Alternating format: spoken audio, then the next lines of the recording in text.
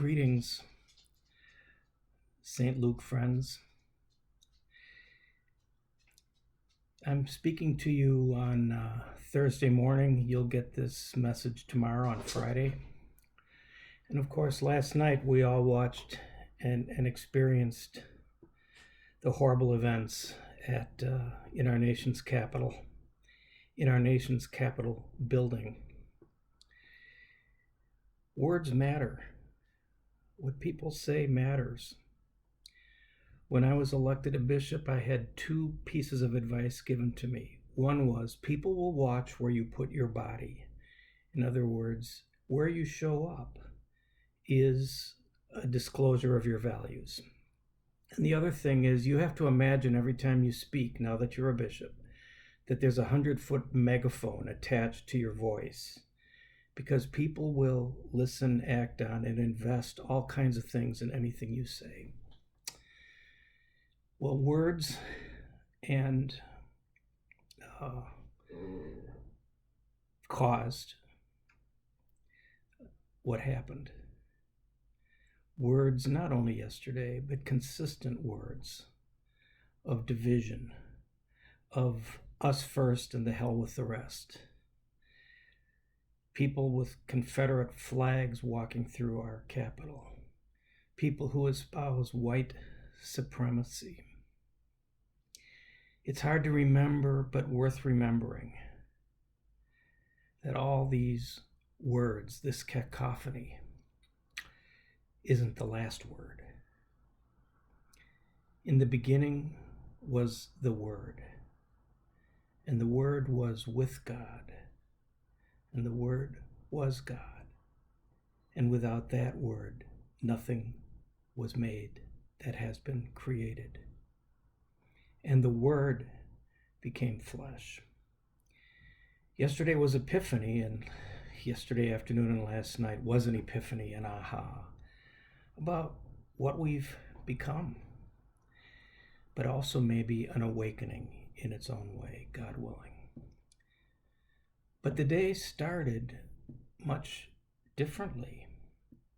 I was able to go to each classroom and share the story of these wise men, these three kings who came from the east, from far away, to find Jesus and to worship and adore him. And Epiphany has come to mean the exact opposite of what we saw yesterday. God supremacy. Grace supremacy for the whole world. And so I went in each classroom and I shared depictions of the wise men from many, many different colors, because the gospel is for everybody, for all the nations. And so this set of magi bearing gifts is from Thailand. And the Lutheran Church in Thailand is mostly, but not exclusively, of Chinese background. And this is a depiction from Asia of that love, universal love, which drew all people. And the children looked at it. This was a depiction from Romania, where two of our acolytes are from.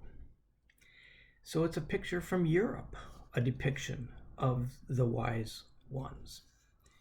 And each of these, by the way, were gifts given to me by these people in these countries. And this one from Africa, hand-carved creation nativity set from Tanzania. The wise man from Tanzania. Wise man in Swahili, Mzee, the wise one. Mwalimu, teacher.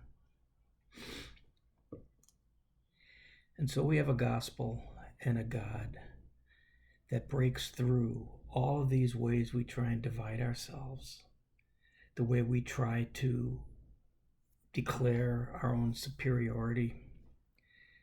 It's a gospel meant for everyone, for all people. And it's a vision that we need so desperately right now.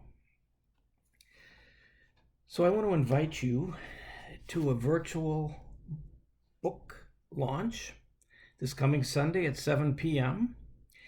And we'll be sending the link for that. For the book, They Are Us, Lutherans and Immigration, 2nd edition, written with Raleigh Deffenbaugh, who was the former CEO of Lutheran Immigration and Refugee Services, and with a foreword by someone by the name of Martin Marty, our own. Lisa Major, St. Luke member and author, will be hosting this. And if you would like an opportunity to buy a book, you can order them from the office. And other information will be on our website, but simply email the office or call the office. Elizabeth will take care of that. I was able to get a bunch of these books at the author's discount. And what you need to hear is that all royalties and any money we make on any of the books are going to two places.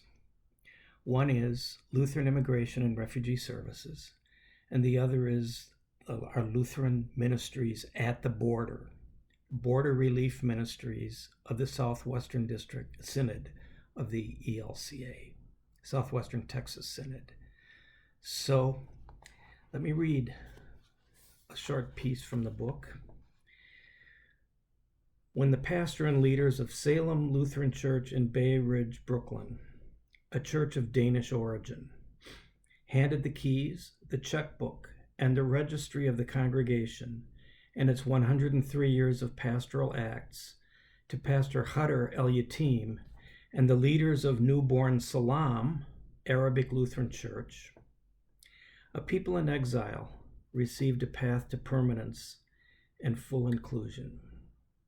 Here were free and faithful Lutherans from two very different cultures sharing immigrant roots, taking the time and supreme effort to fall in love with one another and to set a table together.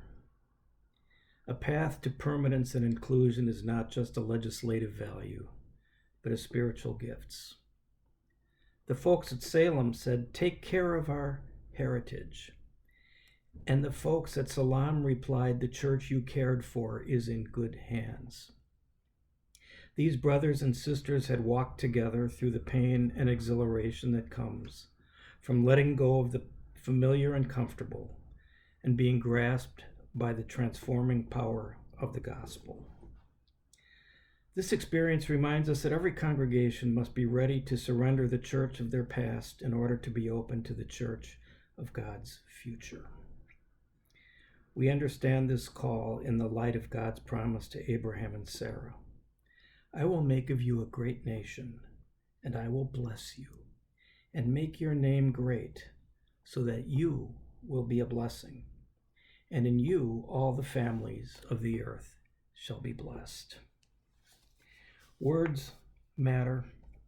Stories matter. Our story is of a God who grasps everyone.